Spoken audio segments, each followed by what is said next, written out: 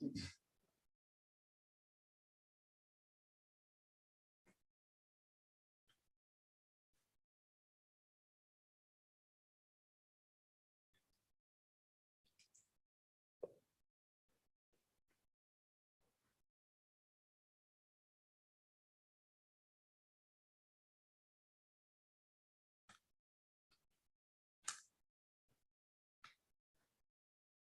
very good afternoon to our esteemed attendees and our panelists and a host of other important dignitaries.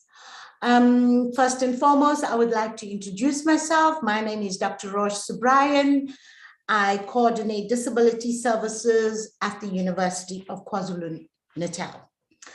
The University of KwaZulu-Natal HIV and AIDS program further extends a very warm and cordial welcome to you all to the HIV and AIDS Healthy Lifestyle webinar. I also want to take this momentous and golden opportunity to place on record our acknowledgement to the members of our executive management, members of Senate, our guest speakers, Dr. Mashimani, Mr. Patrick Mdleshe, and Sister Slingiwe Sitoli, academics and professional and support staff, the SRC leadership and students, representatives from the Parliament of South Africa, UKZN alumni, the Parliament, Department of Education, Department of Health, universities in attendance, all NGOs in attendance, captains of industries, non-governmental organizations, friends of the media, and our distinguished guests. So why is this topic so critical? What would be the so what concerns associated with development, maintenance, and the sustenance of a healthy lifestyle? The complexities around a healthy lifestyle remains one of the most challenging conundrums for public health experts, as you will hear today. It is a well-established finding that healthy lifestyles makes visible a great connection or an association to student development, student perseverance, retention, and success outcomes for all students in higher education. The concept of a healthy lifestyle is a dynamic, it's a multi-dimensional concept, but yet it comes up as a very complex and tense phenomenon. And according to the World Health Organization report, 1999, the report states that a healthy lifestyle keeps you fit, it keeps you energetic, and it reduces your risk to the exposure of disease. So therefore, the effect of solving higher education and student development challenges may also be determined by measures to prevent health challenges through a healthy lifestyle trajectory. To further these dialogues on healthy living and healthy lifestyles in higher education, this webinar, it aims to engage, empower, transform, give students voice, raise public awareness on the higher education landscape so that all of us come together to reduce health risks and to promote healthy human development and well-being for the expansion of the higher education capabilities for both our students and our staff. At this very moment, we're all aware that there's vast or expansive global, national, and local dialogues that are set in motion on issues relevant to healthy lifestyle and COVID-19. And in relation to this, a healthy lifestyle and COVID-19, I present to you Dr. Slingiwe Sitoli. Sister Slingiwe Sitoli, my apologies. Sister Shlengiwe is a qualified and highly skilled professional nurse. She holds a diploma in general community psychiatry and midwifery nursing science. She has extensive experience in the field of sexual reproductive health in both the public and the private sector. She's currently employed at Higher Health as a clinician who provides primary health care and supportive services to the TVET and university students. Sister Sithole will share with us best practices on the promotion of healthy lifestyle practices in the midst of COVID-19 and beyond. Sister Sithole, welcome to this webinar, and may I hand over this platform for your presentation. Thank you. Thank you so much for the introduction. I'm going to be sharing my screen.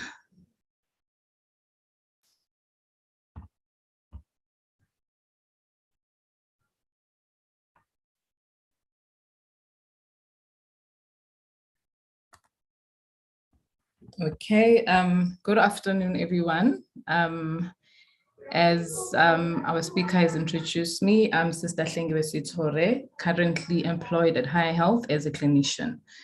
I'm going to be sharing information on the best practices on promotion of a healthy lifestyle in the midst of COVID-19 and beyond. Pre-COVID pandemic, living a healthy lifestyle was very easy.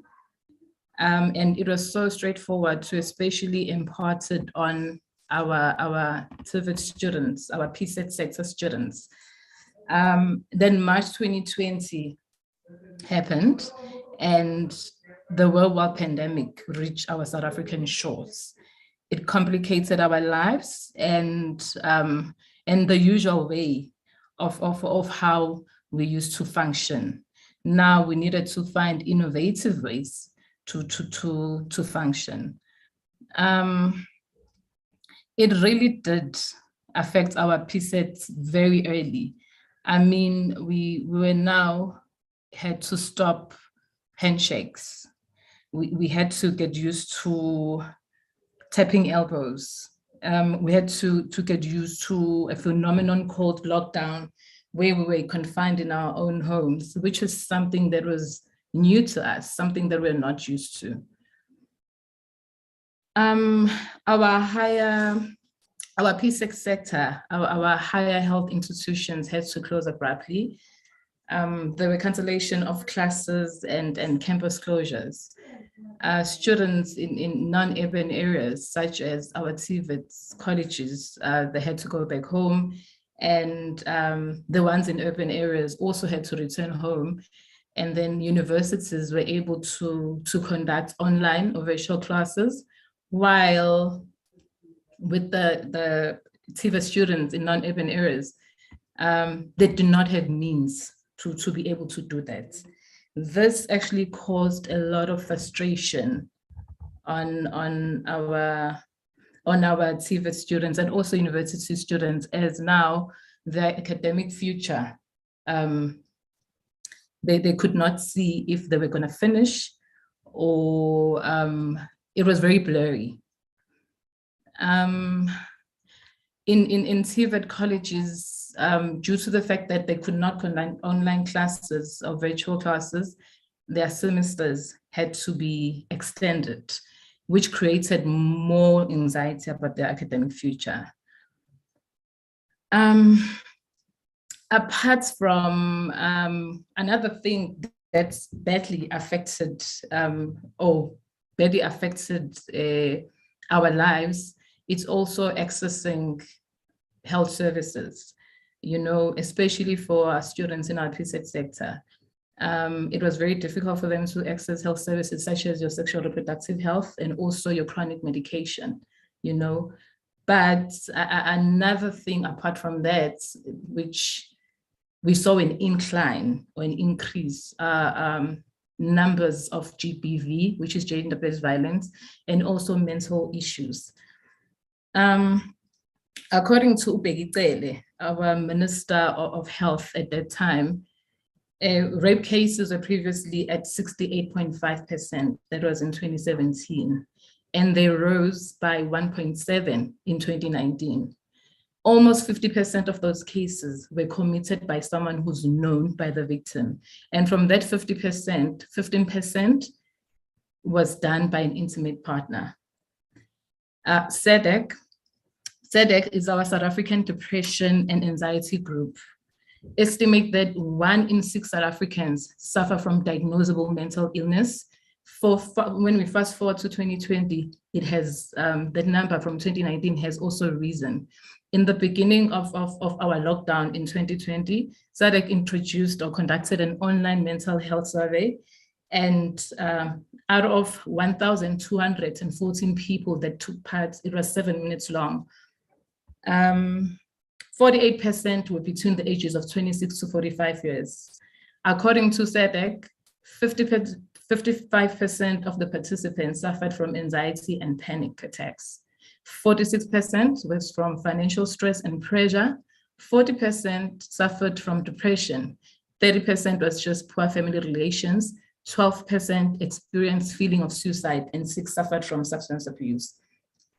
The above information is already, it's alarming to say the least. It is actually a tip of an iceberg when dealing with the adverse effects of COVID-19 pandemic in our higher health institutions.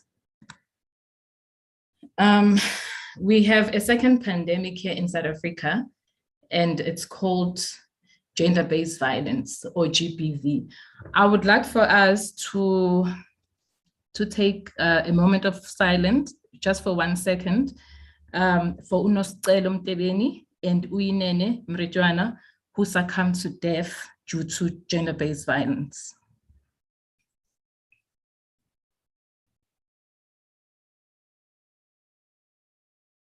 Thank you. What COVID-19 also did was to magnify challenges that we already face here in South Africa and also in our PSET sector. And as I said, one of them is gender-based violence. The most important thing that we need to understand about gender-based violence, that it should not be branded as a female issue. It's not only for females. Males also suffer from gender-based violence. It's just that with them, it's greatly underreported by the victims.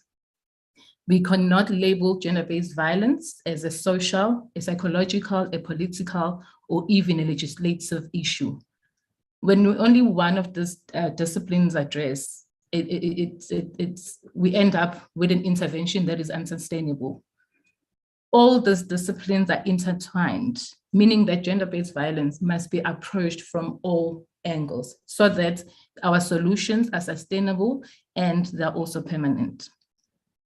Higher Health conducted a risk assessment using our gender-based violence risk assessment forms, where 2,672 students in KZN in our PSET sector participated.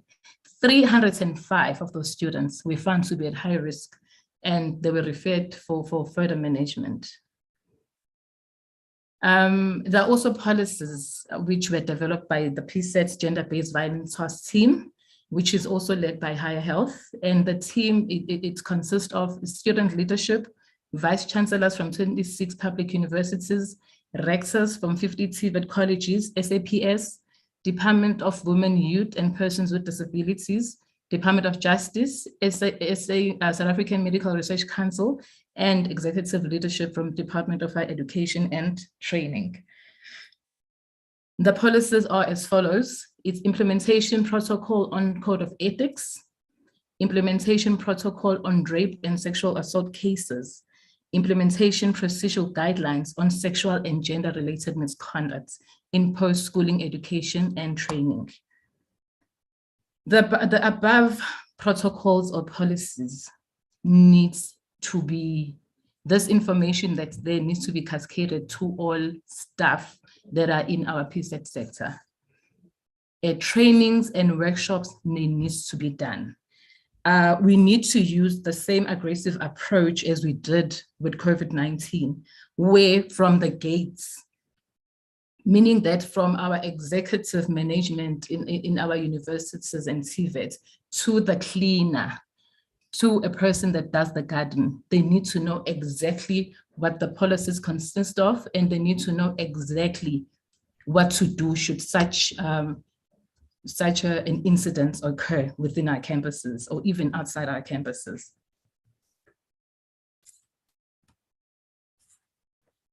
Another issue, also challenge that was magnified by COVID-19 was the mental health. According to a definition of our World Health Organization, mental health is defined as a state of well-being in which an individual realizes his or her own abilities. They can cope with the normal stresses of life, can work productively, and is able to contribute to his or her own community. Mental health is more than just the absence of mental disorders or disabilities. It includes our emotional, our psychological, and also our social well-being. It will affect how we think, how we act. It can also affect our academic related work. It would really have a huge impact, especially due to mental health. What can it do if our academic related work, it can either promote the well-being of an individual, or it can trigger mental related issues. In 2021, a study was conducted on the effects of COVID-19 experience on the emotional well-being and mental health of South African university students 3 months into the pandemic. It was an online survey that was completed by 5,074 students. Students reported difficulties in coping with psychological challenges during lockdown. 45.6 experienced anxiety and depression. Students said of discomfort during lockdown and difficulty adjusting academically and feeling socially isolated contributed most to emotional difficulties. Higher Health also conducted a mental health risk assessment where 2,672 students were screened. 1,367 were found to be at high risk for mental illness and referred for mental health services. So our aim as Higher Health is to ensure that our students in our preset sector are provided with comprehensive mental health services. We do applaud the pre-existing structures in our preset sectors and universities. However, as Higher Health, we wish to complement these initiatives and services as best as we can. Upon the return of students, the PSET sector was faced with challenges of reintegrating students into the new normal. Health services were resumed and Higher Health had to incorporate some tips to students to cope with the stress. Isolation seemed to be the biggest enemy for students because, as we know, students are more of their social beings. They like to interact with their peers. And what we found to be more effective was for students taking part in the following activities: home exercises, jogging, chatting to someone, social media or your WhatsApp, watching a film or a TV show, not the news. The news were reporting a lot on the effects of COVID-19 around the world. If you remember very well, it was always numbers about how many deaths, how many people were infected and so forth. And doing housework or starting a new project like a home project, and also sharing a meal with family members as part of the interaction. Restrictions, as they were eased, majority of the PSET sector resumed their activities. And as Higher Health, our job was to ensure that those activities are done in line with the COVID-19 regulations that were put forth by our president. Challenges we faced included screening of students before entering campuses. You'll get to a campus, and because screening of students was paper-based, you'll find that there's a long queue of students. And it was very difficult even for securities to be able to ensure that social distancing was maintained. So we ensure that guidelines are in place with regards to also positive cases in our campus, and also protocol for dealing with contacts of a COVID-19 individual. We put measures in place. We have a virtual screening tool that was developed to ensure that the students spend less time filling out screening forms and standing in queues, violating our social distancing regulations. It's either the student, if they've got a smartphone, they could use a WhatsApp to screen themselves, and then they will present that information at the gates, and then they'll be able to be admitted into the campus. To this date, the tool has been adopted by all public higher educational institutions, and it used 2.8 million times nationwide. And then also Higher Health, we collaborated with Department of Health to have vaccination points within our campuses so that the students can easily access COVID-19 vaccination services. Here at the bottom, as you can see, here's our virtual screening tool. If a student did not have a cell phone, they would use a smartphone. They would use a USSD code. So these are our overall performance on our high health check in KZN since May 2020 up until the 5th of April.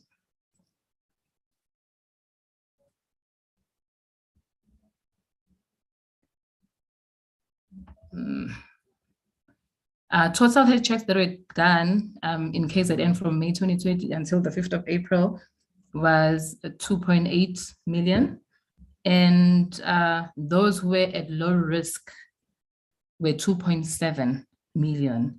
Those who were at mid-risk were 111,000, and those that were at high risk were 16,254. Now our health check platform usage, those who were using the USSD health check-in, 72%. Those who were using WhatsApp were 21%, and those who just went straight to the web were 7%. So here it's usage per age, which is the second one. Between the ages of 18 to 40, it's 91%, which is mostly our students in our TVETs and universities that actually most of them are between the ages of 18 to 25 or to 30. Then we have the under 18s, which is 3%, 5% were ages between 40 to 65, and those that were over 65 is actually 1%. Now usage per gender, 62% that used the health check-in were females, 37% were males, and 0.5% they did not specify their gender. As High Health, our COVID-19 response, it seems as if the COVID-19 pandemic seems to be slowing down, but we must also remember that it's not over. As the trailblazers of health and wellness in the PSEC, High Health will continue encouraging students and staff to vaccinate, wear a mask, and sanitize their hands regularly. We'll also continue to provide information on COVID-19 vaccines and also COVID booster shots. We do recognize that there will be long-term effects caused by the worldwide pandemic, and we are committed to finding innovative and sustainable ways to intervene and ensure that health and wellness of our students is at its highest. Thank you very much. That's the end.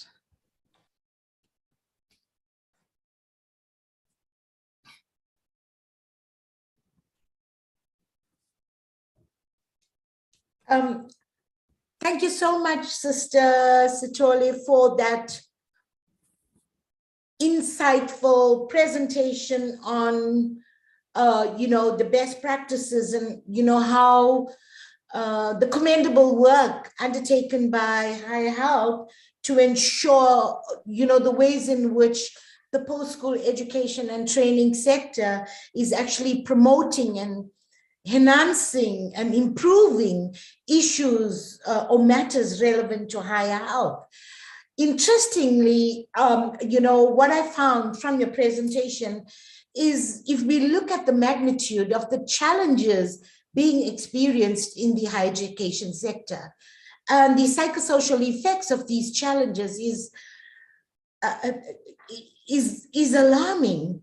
Issues relevant to anxiety, mental health challenges, depression, suicide ideation, and the issue, I like that you vociferously put it out there, the issue of gender-based violence and how it has become to be known as the second pandemic. We have a lot of work to do when we look at how all these social phenomena or the psychosocial phenomena is intersecting with issues relevant to lockdown, pandemic condition, COVID-19 as a infectious disease. It is alarming. It's mind-boggling for what we as social service practitioners or public health experts, community development people, it is really we all in this together, and that there is a lot of work that we need to do.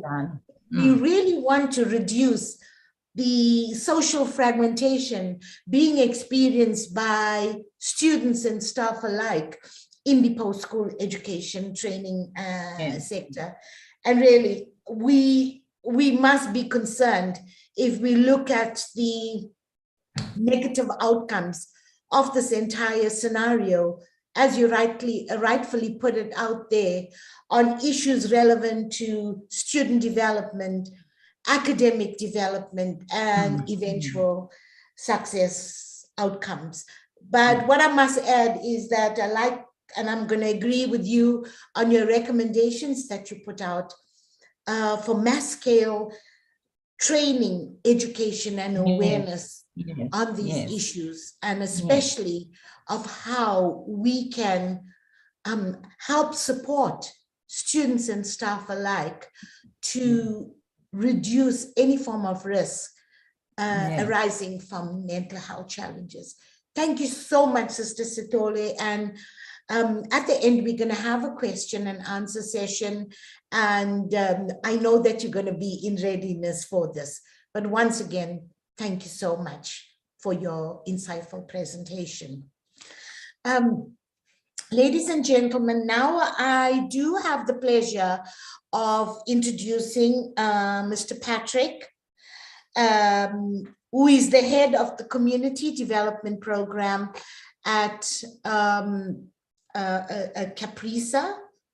He also serves as a national deputy chairperson of the Treatment Action Campaign.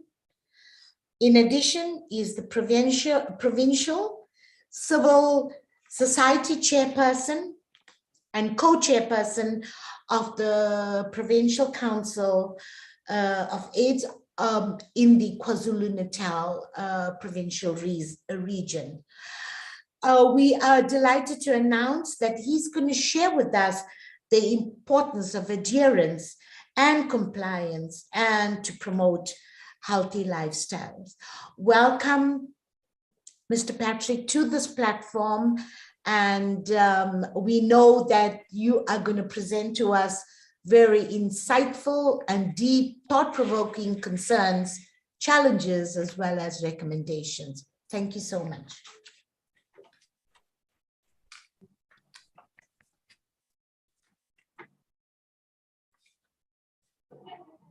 Thank you, and thank you again, Program Director. And actually, let me greet you and greet all the university students, the leadership of the university, the co-presenters that I'm with. Thank you, and thank you again for inviting me in the space to share my thoughts and my belief to say.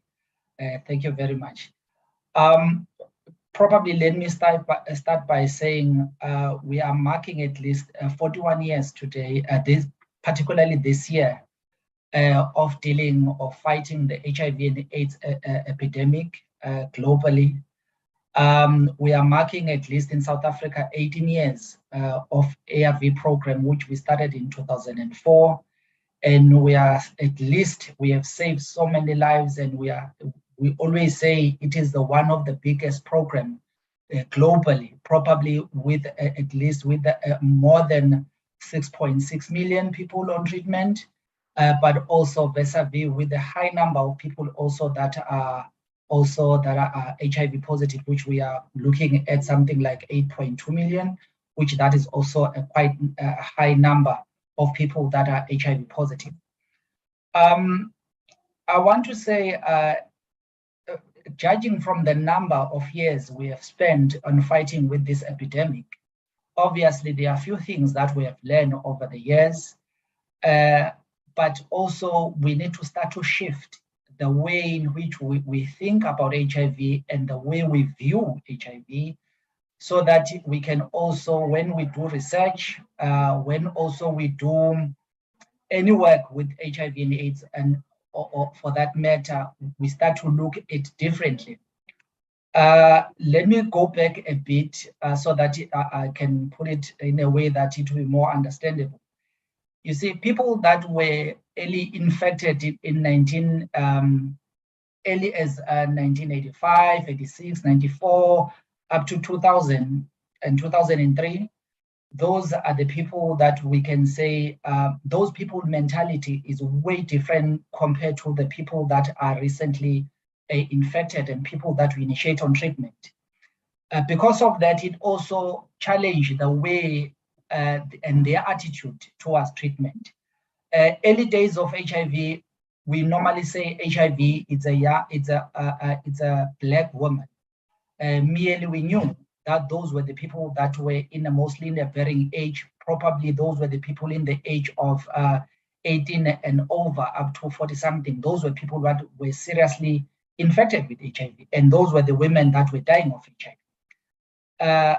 Then those people also, they survived HIV because there was no treatment earlier than 2004. Back in the day, we will actually give people hope, just to tell them that you look beautiful today, you look good, probably you are much better than yesterday. Then all those things actually helped people then to will help people to have that eager to live even longer. So those people were people that were resilient also. Those are the people also that never defaulted on treatment because they've seen a blunt of HIV skinning you alive and shaming you to the whole world. That is the reason why then, if you notice, then to say then who is actually defaulting on treatment, who is actually not adhering to treatment. Likewise, there's a new term that we are using, treatment fatigue and all that. Who is actually bringing all these things, these new things on the table? Obviously, if you look into that, it won't be the old people, because those people, they've seen the blunt of HIV. But then HIV then have also forced us to learn and to also to shift, because things are happening very, very fast. In 2013, HIV actually redefined itself, particularly then to say that's what the science says and what we've seen also in statistics, that HIV is a Black young woman. Then we started also then to ponder then to say, why is it a Black young woman? Because of different reasons. The issues of vulnerability, the issues of poverty, the issues of high unemployment amongst young people. They are faced with many challenges. And also you'll remember the issue of the sugar daddies, the sugar mamas, to say. So all these are a new phenomenon that actually they are old phenomenon, but yet also they are new phenomenon. Then we've been also up in arms in also trying to understand and also trying to unpack all these phenomena, and then also to say, what does they actually mean in HIV response, in a way in which we look at HIV and also think about HIV. Then HIV in 2013 then redefined itself amongst young women. So it was a young Black woman. Now we know that at the age of, from the age of 14 up to the age of 24, those are the people that are highly infected in South Africa with HIV. Then if you compare these young people to older people, some of the things that are coming out, particularly these young women, why not just young women, young people to say, probably we need to be looking at that. One of the reasons that people, they are taking HIV lightly is because those people, they never witness HIV at first hand. They've never seen HIV skinning a person alive. They've never seen probably even a person that is actually very, very sick because of HIV related diseases. And also this generation, we started actually to normalize HIV, which is actually good. The issues of people being discriminated because of HIV. You remember early days, Mamuko Kudlamin was stoned to death just because we were scared, we were afraid. So HIV now, we have actually normalized HIV. If you have HIV, we'll only ask you, are you on treatment? When are you planning to take treatment? That is the kind of questions that you actually get in our society. But a real big game changer was also a biomedical interventions that also, while we are advancing, the biomedical interventions also really have a huge impact in changing the way we see HIV and the way we also view HIV.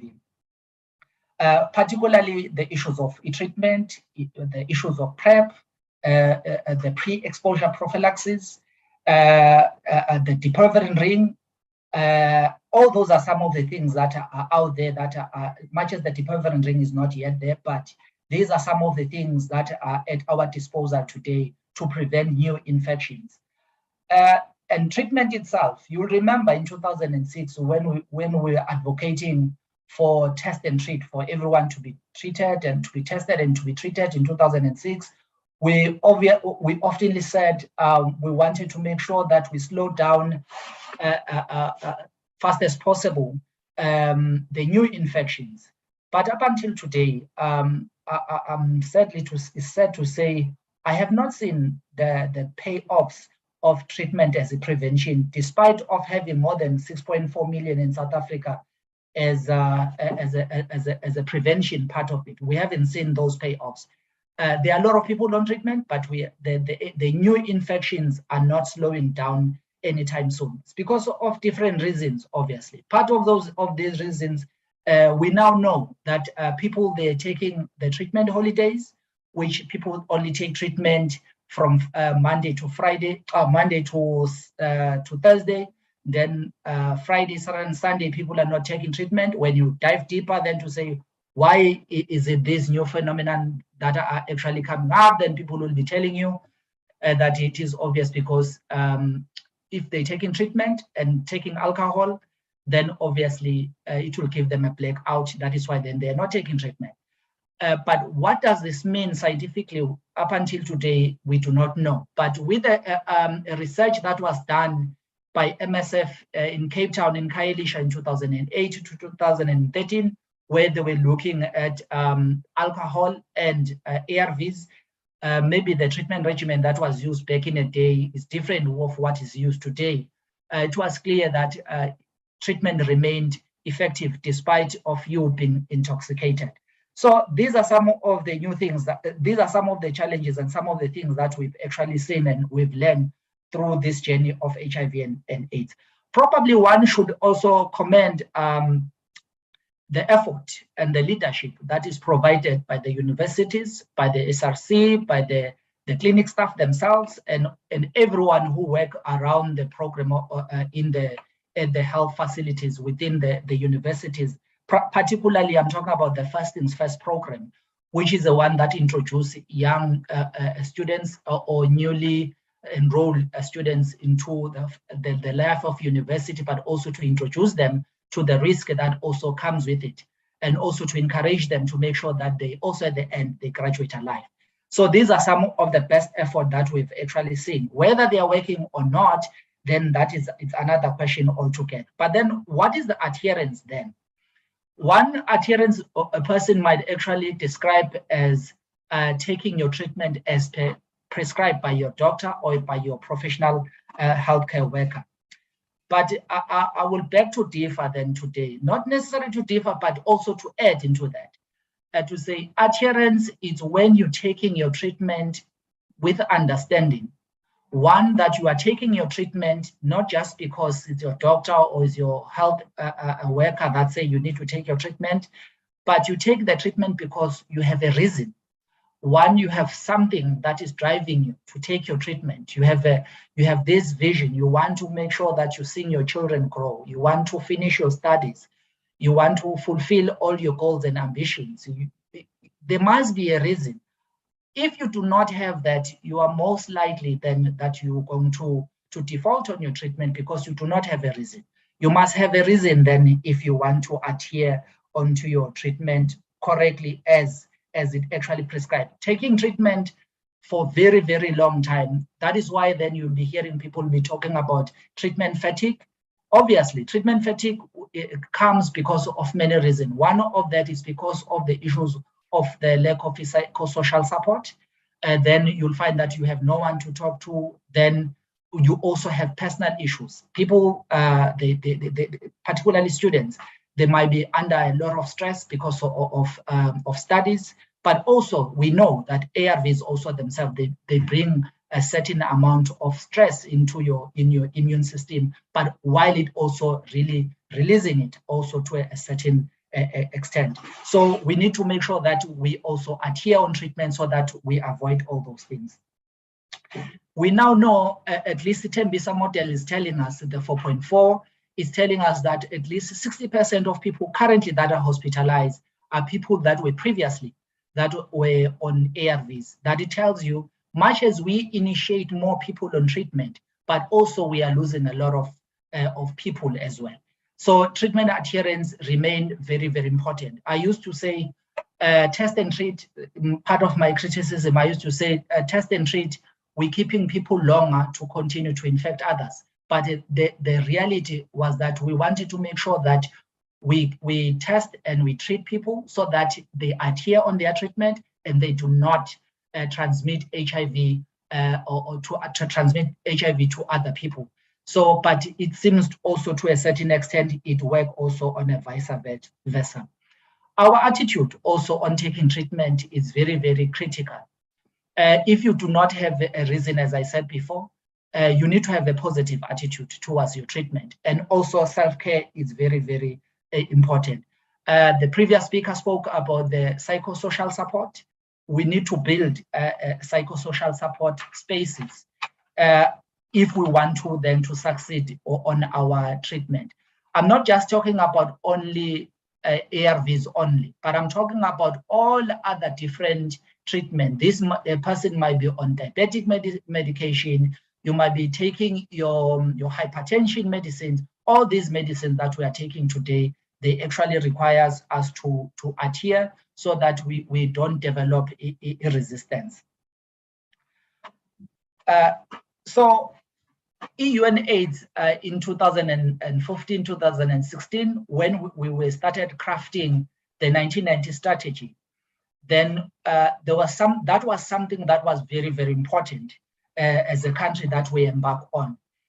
But then I was afraid personally that some of the challenges we might face in the future, one of that will be issues of complacency, particularly if you're looking at generally our healthcare system, then to say whether when we are looking at more numbers vis-a-vis the quality of the program. So the quality of the program is more important than numbers. So I'm also advising our institutions of higher learning, then while we are chasing these numbers, the 1990, then to 95, 95, but also we need to start to look at and question the quality of the numbers of our students that we initiate on treatment, particularly on the pre and post counseling, because I can tell you, if you spend those 20 minutes, 15 minutes of talking on one-on-one with a person counseling, particularly those who are newly diagnosed with HIV, I can tell you it will go a long way. If we then chase more numbers, then we are actually risking those individuals to fall off and then also not to adhere on their treatment.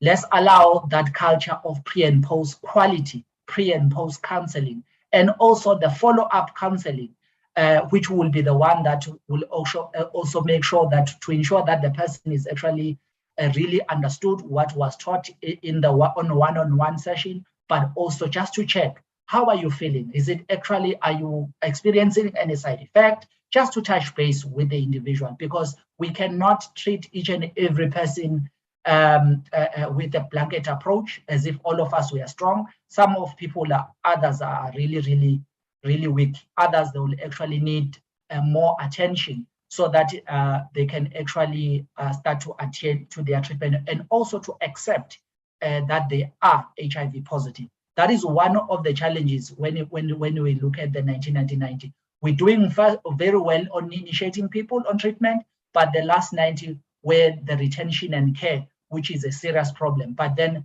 obviously we need to pay more attention in that regard on pre and post, but also the ongoing counseling until a person is actually clear than to say they want to take their treatment correctly and they are ready to accept that they are HIV positive. But beyond that, we need also to build community systems. When I'm talking about community system, I'm talking about the support groups. There might be close support groups. There might be also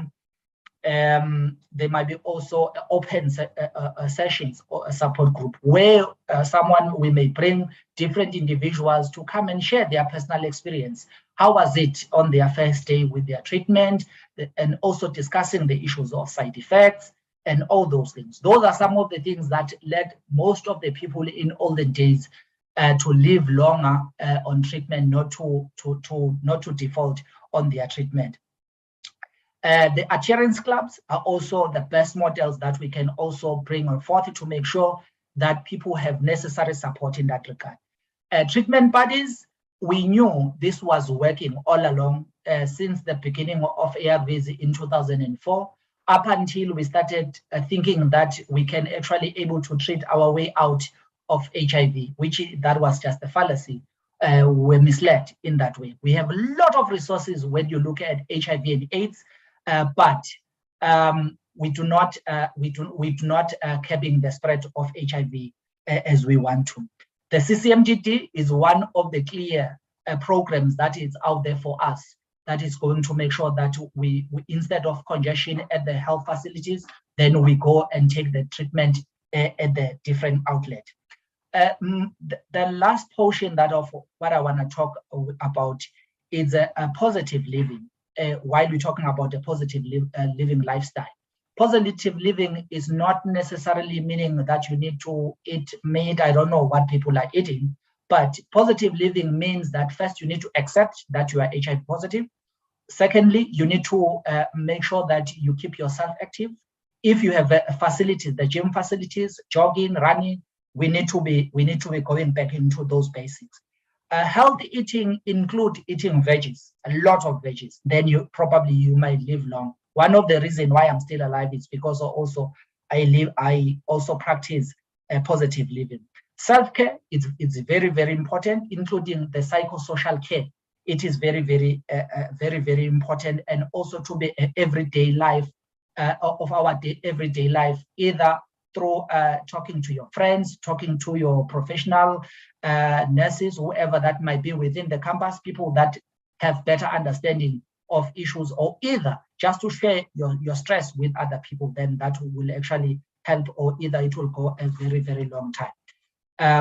But then new challenges that we are faced with today, the issues of treatment holidays, as I spoke about earlier, those are the things that I'm scared of personally, because we do not know what does that mean for people that are on treatment.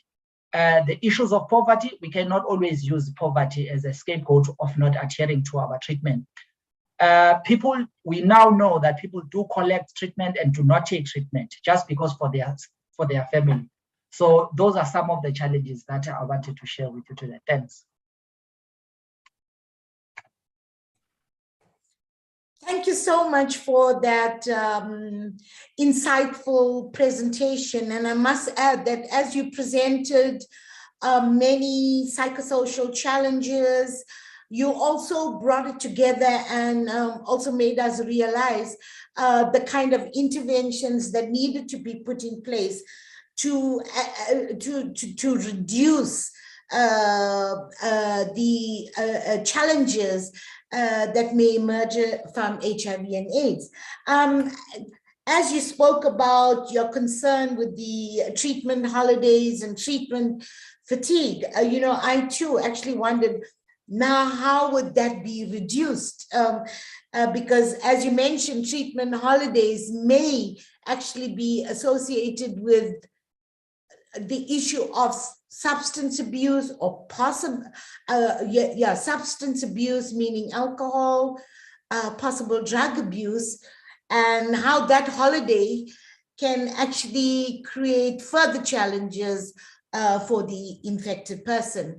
But the issue of the adherence was another absolutely interesting point of view in the way you presented that it's not only medical adherence that one needs to have, but the issue of understanding and interpreting this whole phenomena of HIV and AIDS and knowing and understanding the reasons of why one needs to be compliant towards medication. That is very important. And I think us as social service professionals, we also need to keep that in mind and look at how we can bring that into the narrative in terms of making suggestions for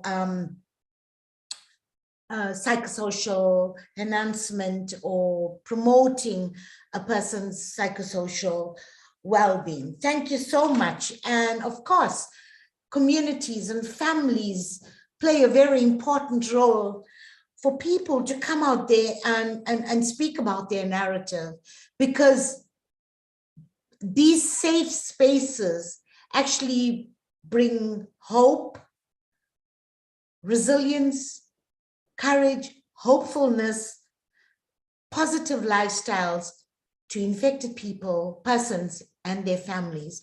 Once again, thank you so much. And I see there has been one question, but we will engage with that in our question and answer session. Now, ladies and gentlemen, I have the great pleasure of introducing Dr.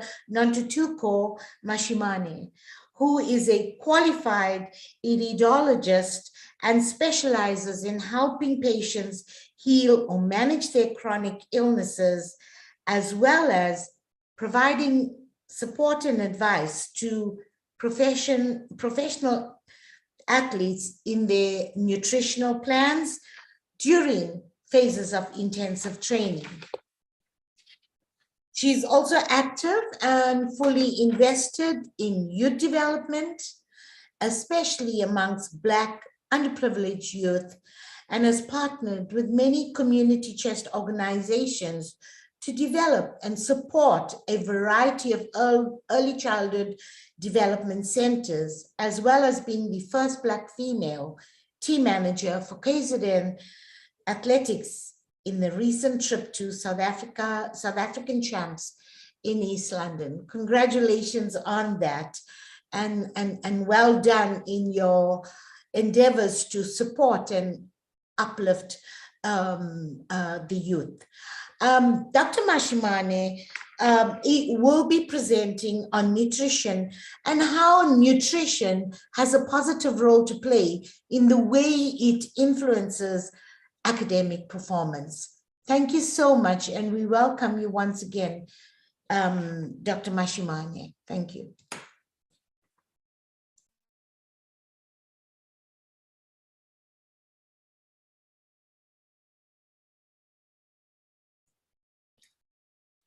Dr. Mashimani, please unmute.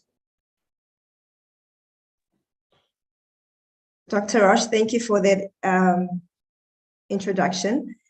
I'm going to talk about how nutrition influences academic performance, but I think it's very important to highlight that nutrition is the foundation for every human being living on this earth. It's a critical foundation to have nutrients in your body to support your health. For you to be able to do whatever you need to do in whatever time of your life, whether from an infant to a toddler, to a teenager, to an athlete, to somebody who is dealing with chronic diseases and taking chronic medication, and also to the people who are preventing to be sick in the near future. Nutrients are the foundation for optimum health. There is no doubt about that. It helps with so many aspects in our lives. But right now, we're going to talk about how it really helps with academic performance. That will be with our students or anybody who's using this organ, which is the brain, because that is what it's all about. We need to be looking at how do we enhance brain function.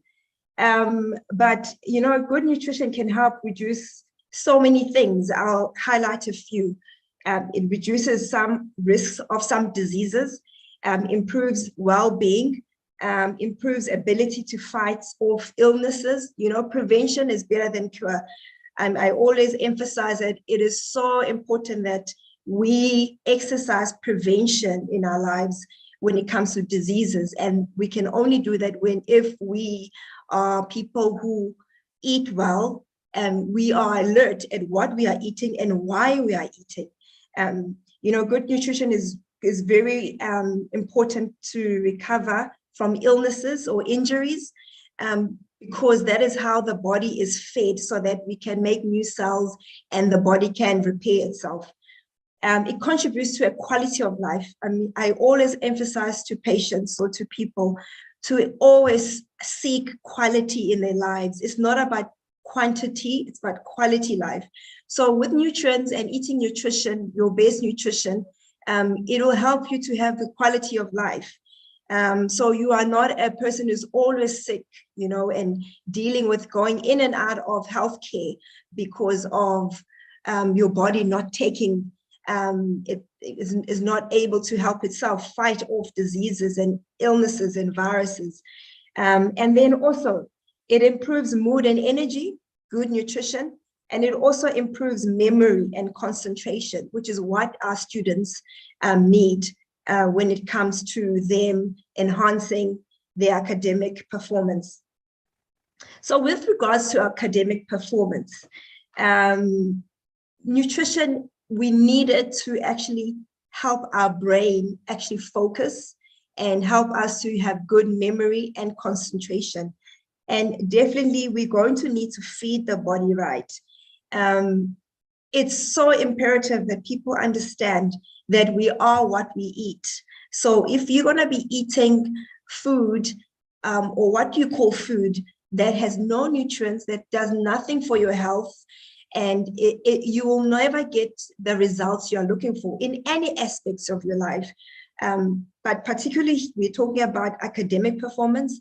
If you are a person who eats high carb foods, especially processed carbs, sugars, you don't take your vegetables and your fruits and all that, which we'll get into, then you will not get the results you are looking for. You know, let's talk about the brain, because it is so important for us to understand what does the brain do? What is the function of the brain? It controls our thoughts, it helps, and it's in charge of the memory and the attention span that we need. Concentration, it's in charge of the emotions, motor skills, vision. Our brain is the one that tells the body what to do. It's great for breathing. It's so important for breathing. If your brain is not functioning properly, you can even lose your sense of breathing. And it also regulates things like temperature, body temperature, and regulates the body itself.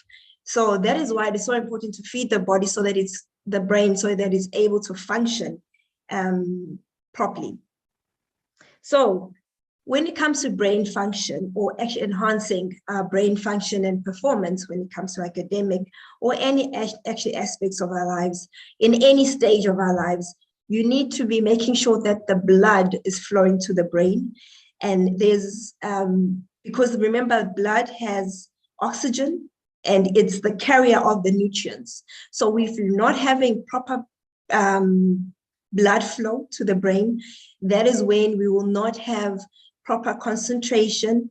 You experience brain fog and brain fatigue. You'll find that whatever that you are trying to learn or trying to study, it doesn't sink in or stay in your memory. So it's so important to increase the blood to the brain.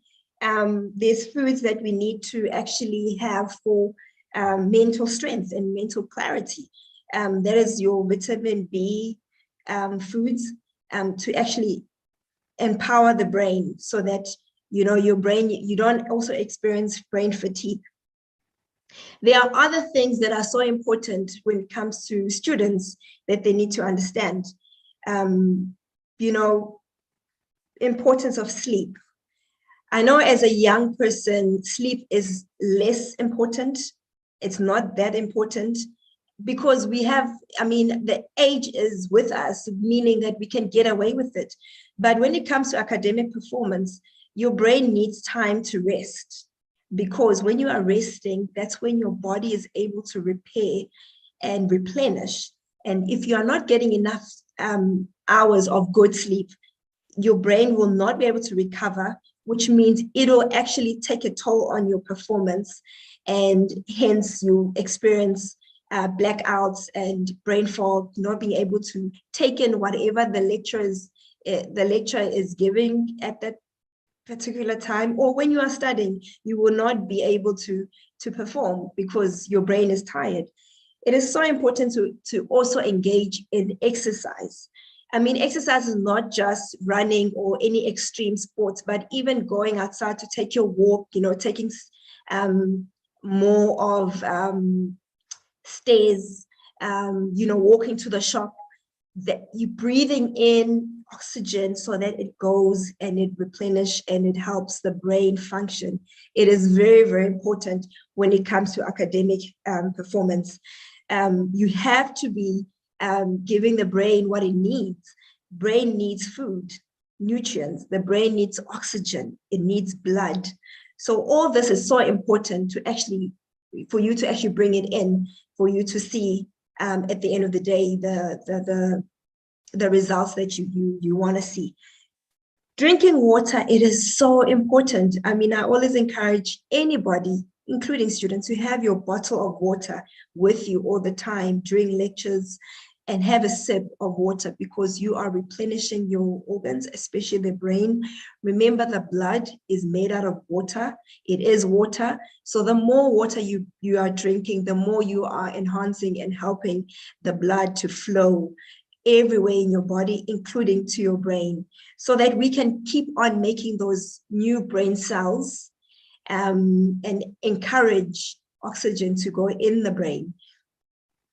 So food that I really, really recommend students to indulge in is your fruits and your vegetables.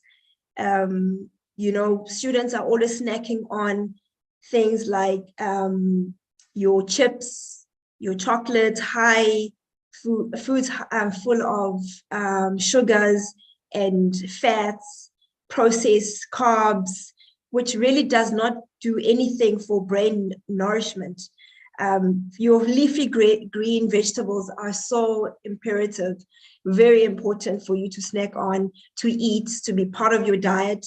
It's so important for you to be drinking your water, to take your fruits. Remember, fruits will provide the natural sugars that your body needs, and that will lessen you always taking artificial sugars that you get from your Cokes or your juices and sweets and all that stuff, because that unfortunately really clogs up the brain and you find that you can't function. It only helps temporarily to bring up and spikes up your insulin, but it brings you straight down, and that is why you'll experience fatigue. You always not have the energy to actually do anything, especially studying. So encouraging students to just indulge in your fruits and your vegetables is very, very important. To lessen drinking of sugary drinks. I mean, I know students love taking your energy drinks, and that is very, very dangerous. Sugary drinks are full of, or energy drinks are full of caffeine, which is not good for your heart. They are full of sugar, which is not good for your insulin, and you become more insulin resistant. Hence, we get a lot of young people being diabetic, experiencing cholesterol levels that are high.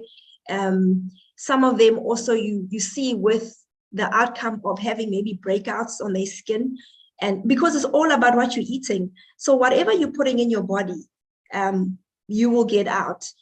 So that is what I encourage students to actually do or indulge in when it comes to brain performance. There is no shortcuts when it comes to enhancing your academic performance. With the studying, you have to engage in good nutrition and looking after yourself.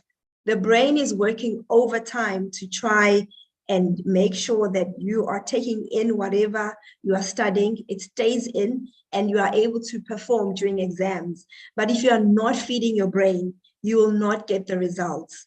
And it's just based on you need to be eating for health reasons. I know we are a nation, or we are people that eat for enjoyment. We are people who eat for being full, but we need to eat more for health reasons.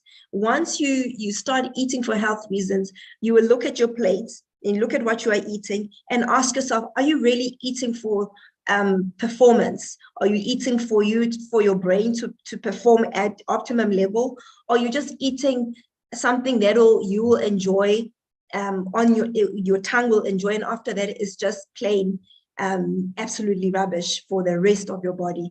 So that is the most important thing in any person's life, whether you're a student, whether you're working, whether you're a child in primary level, you're an athlete. Food is what you eat is the foundation of you performing at your optimum level.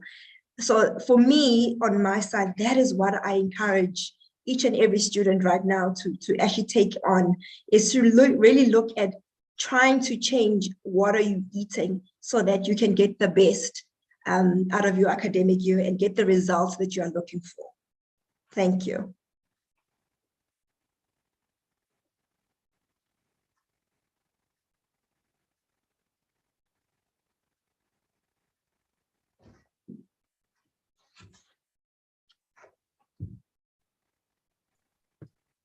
Dr. Sabran, please unmute. Thank you so much, Dr. Mashimani. Your presentation was absolutely insightful, vital, critical, like the previous two presentations. And I could not agree with you more about the package deal from your perspective and the way it enhances student development, academic performance, achievement, especially when you're packaged so neatly, issues relevant to proper nutrition or good nutrition, healthy sleeping habits, exercise, drinking of water, and fruit and leafy vegetable. I could not but agree with you on these issues and how it helps and it supports and it guides the brain to create a sense of focus, which all of us need to achieve, to persevere, and to achieve success outcomes. And thank you so much for that and for giving us some insight into the issues of brain fog, brain fatigue, and what it does to actually destabilize focus, perseverance, development, and achievement. Thank you so much for that. Now we have come to the question and answer session. We do have a few issues or concerns or questions, which I would like to pick up from our chat. So one of the attendees have actually asked if presentations will be made available to the attendees, and I would like to suggest that it's a decision that the presenters will have to make to ensure that this can go out, or it may not go out. So I make a suggestion, if a direct chat could go out through the presenters, and they will be able to assist you on that.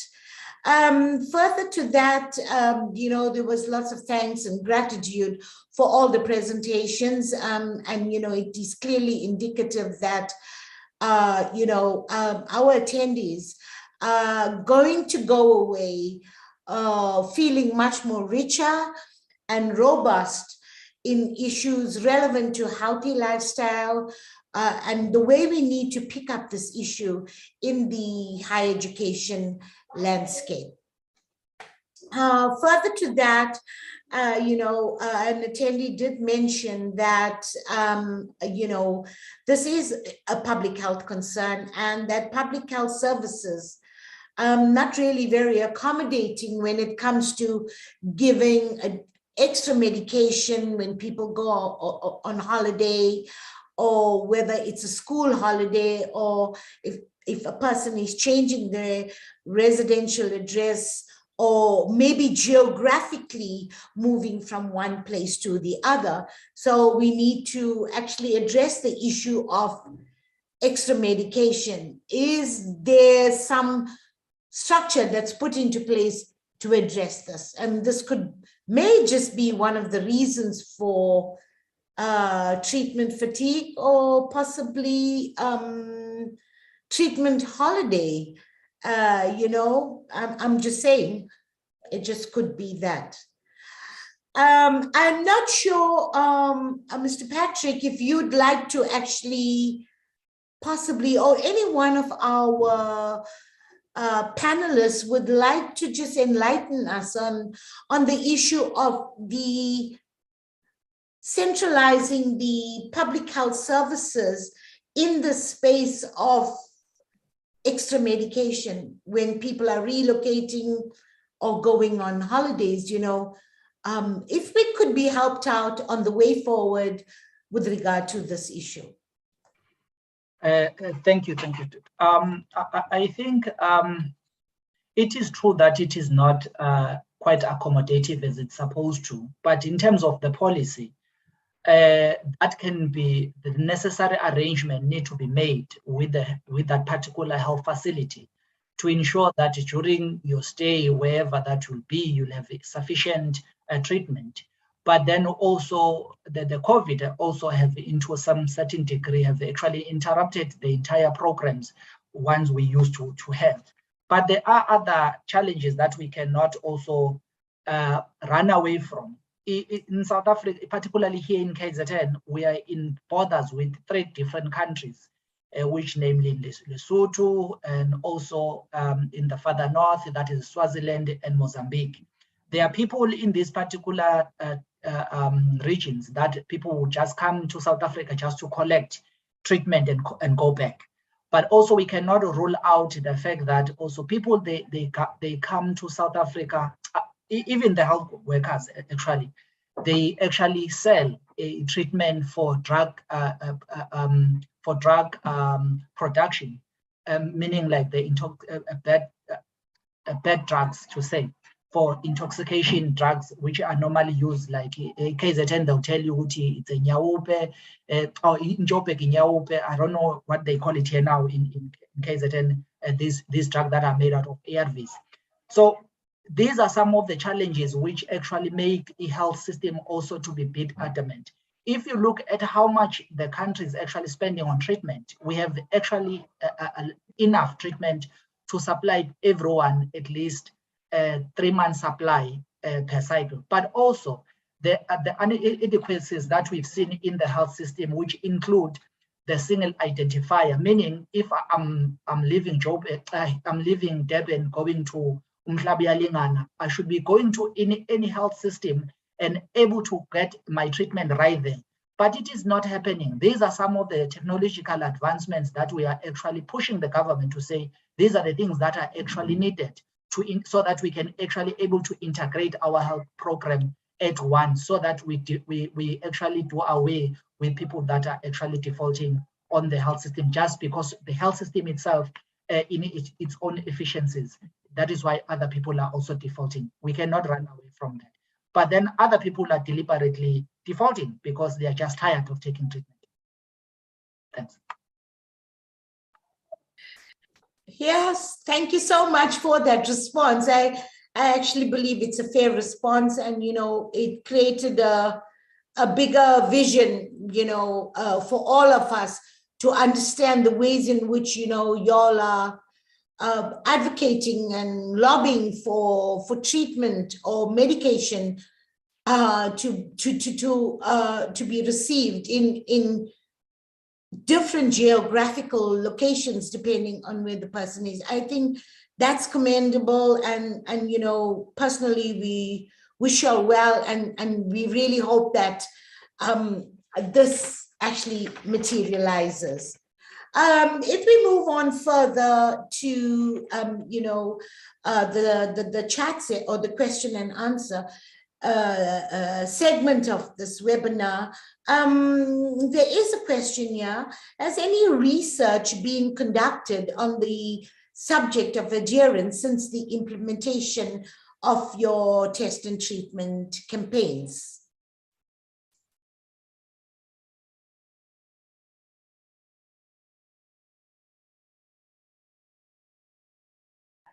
Thank you. Apart from what already we know from TIER, which is a government program, which is a government system where all the health facilities are loading information into, there is very, very little that research that is done independently.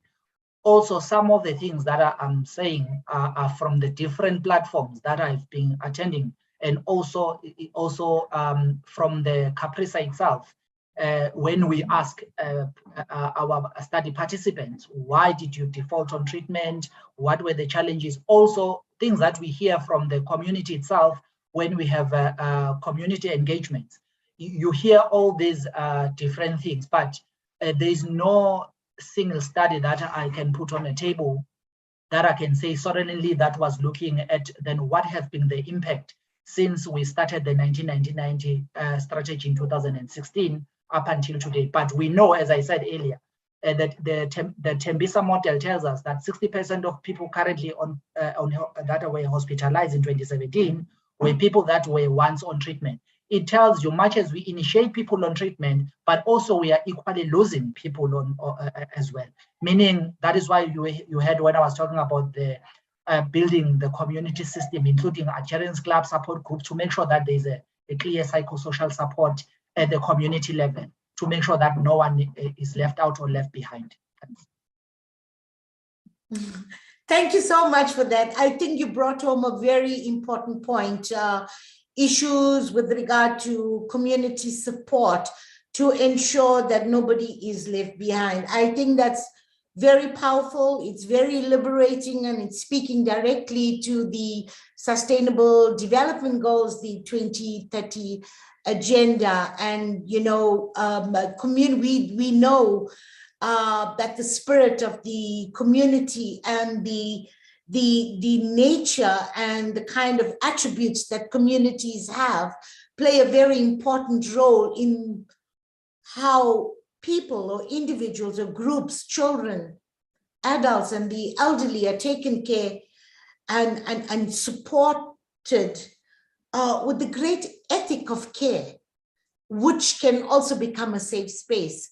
So it's good to hear how the liberating and the powerful attribute or the message that communities can bring to people who are marginalized through HIV and AIDS, COVID-19, and any other marginalization like disability, the LGBTQI community. And, I'm happy to see how this is coming through in this presentation. Another question, what can be done to promote PrEP? Because I have noticed that young people in our townships never heard about PrEP. and our local clinics not promoting as expected to?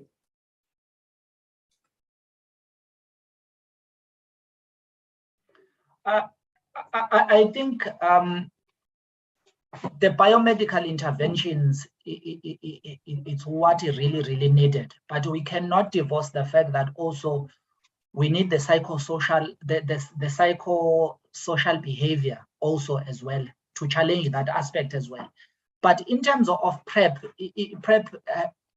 we have no doubt that it works and it actually do wonders, and it really protect those that are HIV negative. This dates back in 2019 when we were pushing government and advocating for PrEP education, PrEP availability into different health spaces. Then in KZN particularly, we then started following, and then from there, then we said let's include the higher learning institution, meaning UKZN and all other higher institutions that are here. Then we started seeing PrEP. But what was interesting, a lot of people started taking PrEP, but they were not adhering on PrEP. One of the reasons is the fact that PrEP is the ARV that we cannot run away, but which is really effective, which really work. But we did not do justice to PrEP in terms of mobilization and educating people about PrEP.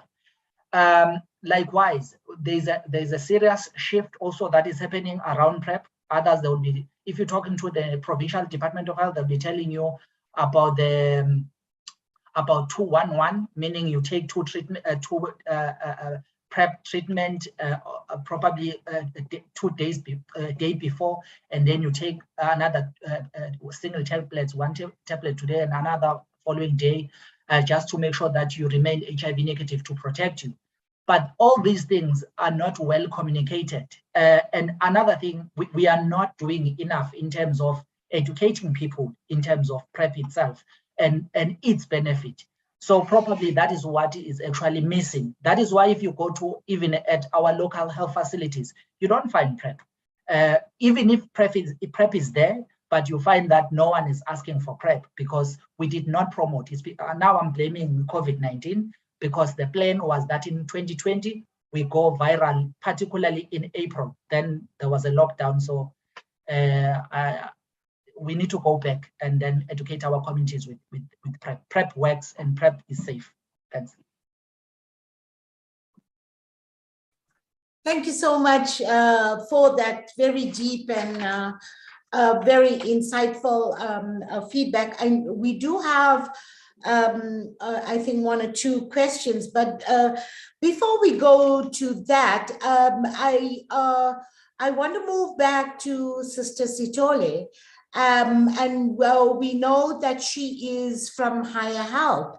I think one of the issues that may become very concerning is with regard to how we are handling the issue of COVID-19 as it intersects with HIV and AIDS, you know, in the post-school sector from a public health perspective, because these are 2 pandemics, you know, in its own right, and it does come together, it does intersect.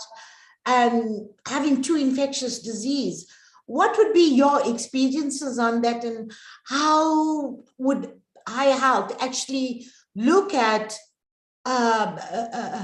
addressing that major challenge in the post-school education and training sector? Okay, thank you very much for the question. One of Higher Health's pillars that we work on is also the issues of HIV/AIDS. That's why in our campuses, and that's why we have what we call first things first activations, where we have dialogues and also health education, or I can call it that, with HIV/AIDS awareness. And also most of our campuses, some of our campuses, we do have in-house or in-campus clinics where there are professional nurses, where our students who are already HIV positive, they're able to access their medication from the campus instead of going to our outside local clinics. So I think the most important thing that we are doing is we always try to create awareness around HIV/AIDS, and also promotion of PrEP, and also just to re-emphasize on medication compliance in terms of your ARTs. Yeah. Thank you, sister, for that. It is a point that's well worthy of taking note of, and look at how we all can put those issues into perspective. We just have a few minutes, and if just in 1 minute, Dr. Mashimani, I come to you now, and if you could just share with us the issues of youth development, nutrition, and working with underprivileged Black youth, and the way you've partnered with the Community Chest. And I think what is interesting is also your involvement in early childhood development. How would you bring all this together and to further the understanding of healthy lifestyles, healthy living, and the way it's promoted at those platforms? Thank you, Dr. Rosh. To be honest, for me, I'm looking back just recently at the pandemic, COVID-19. I must say that I was a bit disappointed that we or the government didn't play a huge role in rolling out programs to actually get people at large to learn how important it is to eat healthier, so that we can have bodies that have strong immune system to actually prevent or help fight viruses and other diseases. So for me, working with the community, from children to adults, I've seen there's a lack of education when it comes to health and wellness, and there's no structure or any, I would say, programs in to actually encourage people to actually engage with regarding to nutrition, or actually perhaps be encouraged to plant their own food, because that could address the whole thing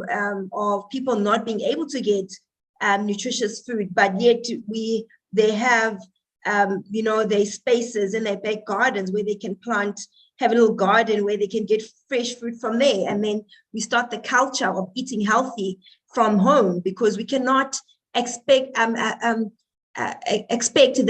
when people get to tertiary, and that's when we do this, where we encourage people or children or people at varsity to start engaging in a healthy lifestyle. It should be something started at early childhood development. It should be part of the curriculum to actually teach people how to grow their own food, and how food is important, and how you eat is gonna actually propel you to where you want to go, because you have the strong body, you have the strong mind. That is the foundation of everything. And COVID-19 did teach us that health is everything. Everything stops when it comes to illnesses or being sick. Therefore, what are we doing to actually start that education from a lower level to people in townships or rural areas, to urban people live in urban areas, to actually walk this journey of health and wellness ongoing? It shouldn't be something that happens at that point in time, or on a health day. It should be an everyday thing, because it's affecting each and every one of us in every move that we do, in everything that we are trying to achieve. Even in the healthcare space, we cannot expect people to be taking taking chronic medication where they're not eating healthy, because that is when the body actually gets tarnished and it's not able to actually fight and help the medication work.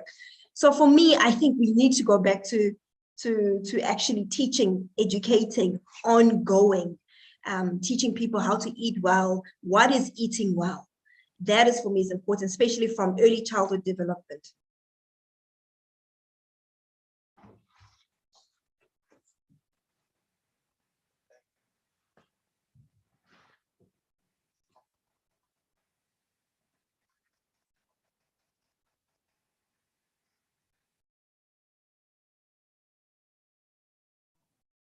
Unmute yourself, Prof.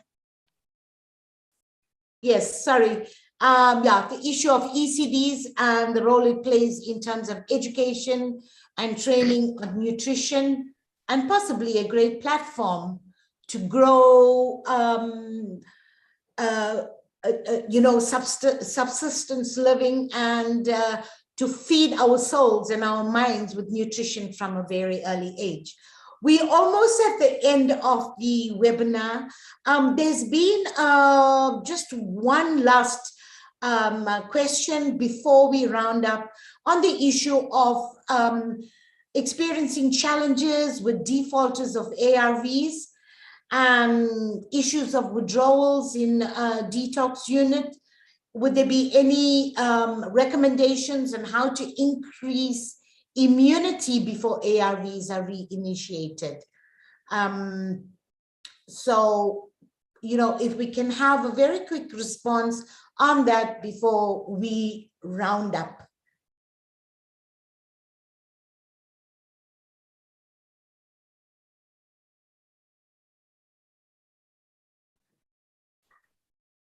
Dr. Rosh, is that for me?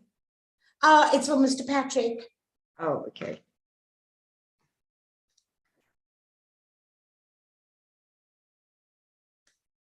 I'm trying to find the question, Doc. Oh, okay. So it's basically challenges experienced with the persons who are defaulting on ARVs, issues relevant to withdrawals in the detox unit, and what recommendations can we offer on how to increase immunity before ARVs are reinitiated?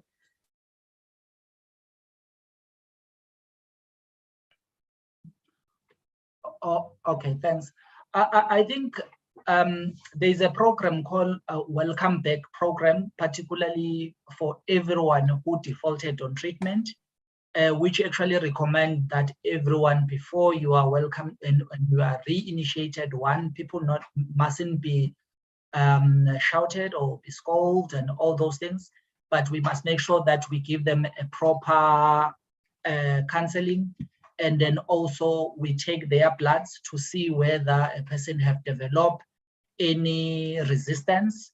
Then from there, if a person then was taking any kind of medicine, like maybe he was in drugs, things like that, then a person then must also be given an opportunity to be rehabilitated.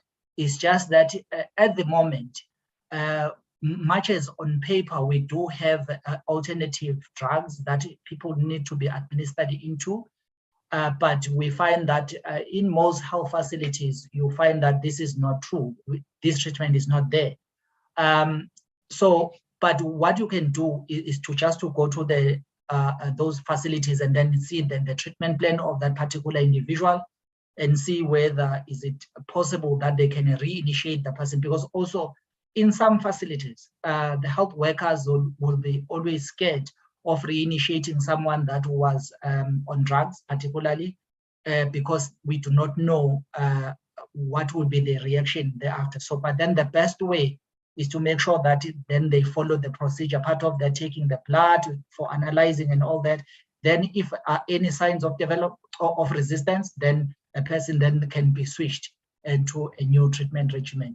But it varies. There is no one-way answer on that particular front. Thanks.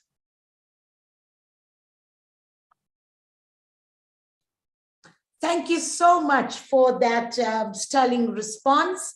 We have now come to the end. We have 3 minutes over, but I want to thank our panelists and the audience for the great participation. We all must agree that this has been a very rich and robust dialogue. much of the challenges, the complexities, and the tensions associated with what people or students and staff in higher education cannot reach the issue relevant to healthy lifestyles, it was actually made clearly visible. And I think there is a kind of agreement here that this is an important topic for discussion if we really want to understand and put in place the 2030 agenda, and that of where nobody shall be left behind.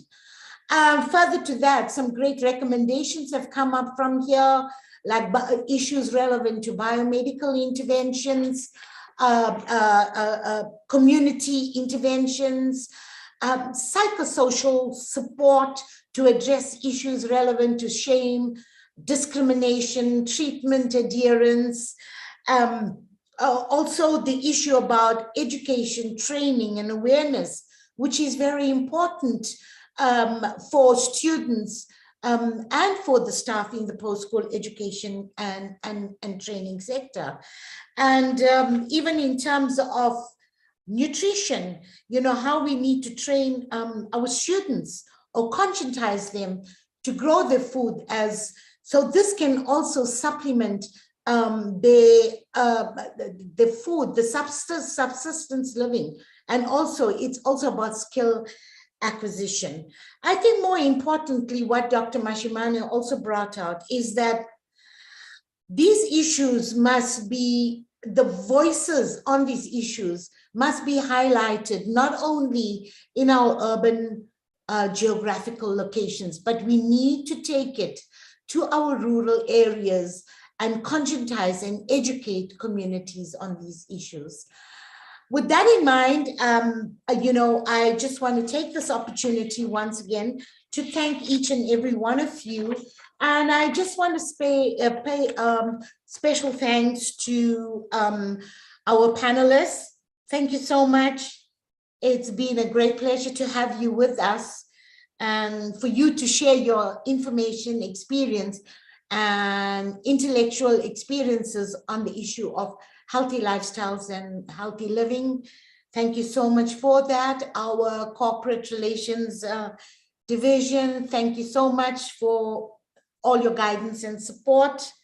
Attendees and our ICS department, thank you, and I wish you well and have a good evening further. Thank you and goodbye.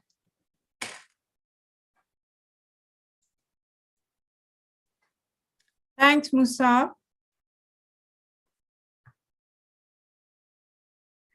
Thanks, Pam. Bye. Bye. Bye. Bye, Dr. Mashimani, and all the best to you. Thank you so much for the invites. Thoroughly enjoyed the No, we conversation. so enjoyed. Thank you, Rosh. And I think sometime late in the year, I think corporate relations would like to invite Dr. Mashimani on another webinar. That would be It was excellent. most interesting, most informative, very exciting, you know, information that's come through. Maybe there should be something like a follow-up, you know, where we're going through with this. Yes. I really loved it. I enjoyed it. So I think a lot of people would have listened, you know, attentively. And I think, you know, this thing on nutrition, which is so vital, it's so important, that, and it's so imperative for our students, you know, at ground level to know about nutrition. And I mean, it's simple things, but it needs to be told, you know, this is what you need to do. And as I'm listening to you, Dr. Mashimani, and I'm looking out of my window on this webinar, and then I'm looking at the slap chips, you know, they're walking with, and the chocolate and the cool drink. And we're talking nutrition, and I just started smiling to myself. I suppose, you know what, sometimes you just need to spoil yourself. It was a group of 10 students walking down past, you know, these huge windows that I have so I could see clearly. And I'm looking at all those fried chips, you know, and they're so enjoying it as they're walking and eating it. True, and one thing that I find is that, you know, it's a matter, it's habit. You know, Yes. most people, they've grown with this habit, and they have to learn to undo these bad habits, because these kids at varsity, they're going to be adults in the workplace, and you see at the Absolutely. workplace, they start having issues with chronic diseases, and it's not just creeping in now. I mean, at that time, it started a long time ago, because the body can take only so much, but the body's so strong that it can take the beating over and over and over again. And remember that we can get away with a lot if you're younger, but there's a time when it catches up with you, and then with so much damage to deal with. So we should be preaching prevention is better than cure. I'm not saying, I mean, we live on earth, we cannot shy away from spoiling ourselves, but we should be conscious that how many times a week did you have your fruits? How many times a week did you have your vegetables? Did you drink water today? Did you go to the toilet? Are you regular? Those are the basics that every human being should have, so that they should be able to measure themselves. Are you well? Before going to the doctor, I mean, I teach people, you need to listen to your body, and your body should tell you that, are you well? By going to the toilet, when you're peeing, what colors you pee, you know, your skin, you know, this is the time where teenagers and people at varsity, they have bad skin and they'll rush to put stuff on, but it's internal. Deal with the internal stuff. Probably. And I just feel that our people, it's the knowledge that they don't have. It's not like people don't care.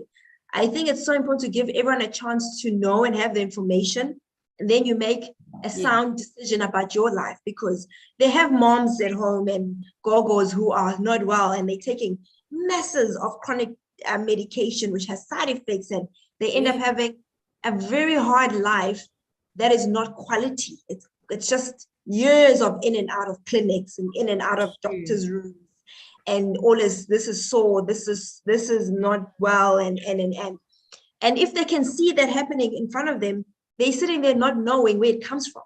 I always say that there's nothing wrong with the medication. We can't say, but how do we not take medication that has side effects? The question you should be asking yourself is that, why are you taking medication in the first place? It's because you didn't take care of the basics, which is looking after yourself. Let nature nourish you, eat well, drink your water, you know, be active, you know, exercise. Exactly. So I feel we have a lot of work to do when it comes to education. And I do feel tertiary level is where we can actually make a big change before people become fully grown adults who are going to have families. And then because that's where the cycle happens. If you come from a family that doesn't have the education, you also have a family that doesn't have that education, and your children and. But if you can just nip it at varsity, you know, that's when we can actually try and see the future brighter for young adults, you know, because they're all and our students are ambassadors, you know. If we teach them and they go out and they teach the youth, and you know, it just continues. True. And remember, they're in the age where they have platforms, social media, you know, so once the information is there, when they embrace it, they're able to duplicate it quicker, you know, unlike when you're teaching older people, where it's at the end anyway, and you know, some of them feel that they don't have a chance. They've gone through a lot with their health already. But with young people, especially if they're living with HIV already, or any other chronic diseases, they have a chance of actually seeing less of harshness in their health and their wellness when they embark on, you know, I mean, I'm a runner, and I think I know UKZN has a running club. You start engaging in sports. Yes, there's a lot of sporting activities on the campus. Start engaging in maybe even starting support groups regarding health and wellness. There's so much, because at that age, I think people also want to be involved. Running groups, you know, like running groups, Yes, you can do so groups, and we have such beautiful ground facilities. Yeah, God, I wish I can come to work early and walk around here. I'm at Edgewood. Oh, we Yeah. have a Oh, fantastic. Rosh, I thought you were on Westville. I'm on Westville. We No, have no. 5 campuses, Dr. Oh Mashimani. no, Pamela, I'm an thoroughbred Oh, Edgewood. I've always thought you from Howard College or, or based at Westville. Because I'm here and then sometimes I travel to Pietermaritzburg and to Oh. medical school and stuff. So Yeah. I was always under the impression that you were based here. Oh, Okay, no. I didn't know that you're based in Pinetown. I'm a diehard Okay. School of Education fan, huh? Okay. Yeah. No, lovely. Yeah. But thank you so much. When we have 5 campuses and people don't realize that, it's the Howard College and Westville that's closer. Yeah, yeah. Where Roche is a little bit out, about 18, 20 Ks. Yeah. In Maritzburg, 79 Ks. Yes. And medical Yes. school is not far anyway. Yes. I actually used the grounds in Maritzburg to actually. Oh, yes, they got lovely grounds. Maritzburg Yes, has it's yes. excellent. Very Excellent. nice. Well, we But have a lovely gym on the Westville campus. So Is it? I'm always at the gym here at Westville campus, but due to the pandemic, they're closed. And now that they've reopened, I'm actually going to go and stop now after work just to go and register and start gymming again. And I got lazy. And the more I listen to you, I said, oh my God, get up and move, man. Oh, but I've been very good. I just want to share something, okay? I love music. I love music. It can put me on another level, So Okay. this year, and it's the first time I've actually captured this routine. I just put the music on and I dance for 20 minutes every day. Oh, that's lovely. Yeah, and it elevates your happiness mood. It does. It's Feel good yeah. endorphins, your Exactly. brain, your mood. It feels those good hormones. Absolutely. Yes. And also, I've come down one size. Wow. Awesome. I mean it. Good. Yeah. Really, that's good. That's excellent. Yeah. So even with running, if you're walking around the ground, just put on your favorite music. You'll end up doing more than you thought you More can. than you. No, absolutely. I've tried that, and it's just that they've been very cautious at the gym now. I'm not sure how many people they would allow in, because they open from 7 to 7. I think mostly for staff after 4 o'clock.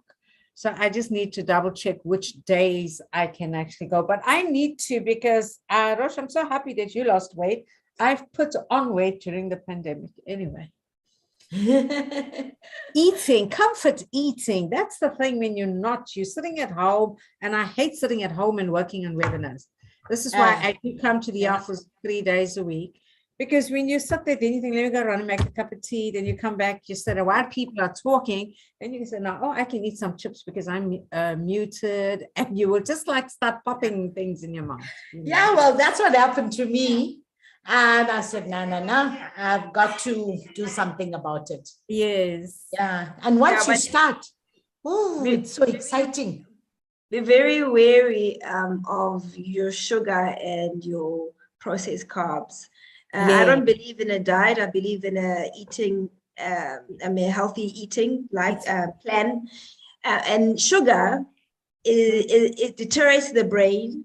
It ages you. It feeds cancer. So, and obviously, it makes you gain weight, you fat, and then insulin is a problem. That means you're going to be diabetic. So if you can just reduce processed foods, processed starches, and sugar, you'll see the weight dropping. If you can try that, just try and fast sugar and processed foods, which is your pastries, your flour goods. Reduce bread. Yes, that's the bread. Reduce starches. Eat more on your plate, veggies and protein. That's the best combination. Yes. Protein helps you be full. So have veggies and protein. And drink your water in between or before your meal, not after, before your meal. And in the mornings, make sure you drink your big cup of hot water with lemon, with your flaxseed. I do that. Help you flush, and make sure you go to the loo, because sometimes you gain weight. It's because you're not going to the toilet. Loo, yes. Exactly. So if you can do that little shift, you find there'll be, with exercise, you find that you lose the weight because, you know. exactly. So it's the small things. That's why I always say it's the small things, it's the basics that people should know to actually try and see how they can actually maneuver. It's not rocket science. It's just knowledge that everyone can know, and they can actually practice at home with Oh, everyone. but I have such a sweet tooth, you know, and not so much a chocolate. A pastry shop I just need to go past. Oh God, and I'll My go to God. Woolies and buy all these lovely little cakes and stuff, you know. So I think that's my downfall. Every other day when I'm in Woolies, I'm buying some little thing to nibble. So the sugar, but like I said, it's the funny thing, it's not so much chocolate, it's all the white floured stuff, you know, which is not healthy, though. It's not. And remember, it's got all these things that are supposed to make you be, what's the word? Crave. It's made on purpose. You should be crave. That's why people crave things like Coke, crave pastries, crave cakes and chips. Have you noticed how when you eat a whole lot of chips, but you don't get full, you can finish a whole pack of knickknacks because there's an ingredient that just makes you just eat and eat and eat and eat and eat, and you just never get full. Yeah, exactly. So you need to be mindful that, you know, okay, have a handful and that's it, but don't dive in there. If you need to have your, I mean, I always, before I have my periods, I just need sugar, and I'll have a chocolate, but I'll break it in half and give half to somebody. yeah. No, that's the best way, actually. Yeah. Okay, I've got to run. I've got a student waiting for me. Okay. Thank you so much. This was No, you're excellent. most welcome. Thank you again, but I will be in touch. Thank you so much. Thank you. Have a Enjoy the rest of your day. Yeah, I will, Dr. I will. Mashimani, I'm sure one of my colleagues will have your email address. Of course, yeah, they do. I do, I'm because from the I did the disability Zoom sector. links, Rosh. Sorry? Noxie has it, but I have it because I did the Zoom links. Oh, okay. So I'll just But check. I can send it through to you. Oh, thank you, Right. Pamela, and thank you for all your support. And No, even you're most even welcome. thank you for thinking that I'm either on Westville or Howard. I just assume everyone's on this campus. I don't know why. Yeah. Okay. Thank you so much. Take care. All the Bye. best. Have a Day. good Thank evening. you. Bye-bye. Bye-bye.